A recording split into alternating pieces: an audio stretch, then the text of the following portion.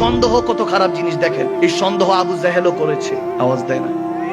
আয়েশা আমার নবীর কাছে বলতেছে, ইয়া মুহাম্মদ সাল্লাল্লাহু আলাইহি সাল্লাম বলতেছে, বলো আমার মুঠের মধ্যে কি আছে। বলতে পারলে আমি কলমা পড়বো। আমার নবী বলে, তুমি যে কলমা পড়বো না এটা আমি জানি। আমি এরকম সিটিং তো আছে, ওই জামানাও আছিল, এই জামানাও আছে। বলে এমন সুন্দর করে দেখবেন সামনে এসে এমন কথা সুন্দর করে বলবে, আরে ভাই আপনার মতো মানুষ হয় না, আপনি যে ভালো মাশাআল্লাহ, এটা সেটা। পিছে গেবে দূর বেটা, আওয়াজ দেয় না, আওয়াজ দেয় না। পিছনে গিয়ে এমন একটা বিহেভ করবে, মুখটারে বাংলার 5 বানাবে, সমালোচনা করে পিছনে চলে যাবে। তো এরকম দেখবেন সামনে এসে যারা প্রশংসা করে এরা কখনো ভালো মানুষ হতে পারে না। তো এরকম বলতেছে, ঠিক আছে কালমা পড়বো। আমার নবী বলে, তুমি যে কলমা পড়বো না এটা আমি জানি, তবে ঠিক আছে যাও, তোমার স্যাটিসফ্যাকশনের জন্য আমি বলা লাগবে না তোমার হাতের মুঠের মধ্যে কি আছে। যদি মুঠের মধ্যে থাকা পাথর বলে আমি কে, তখন কি মানবা?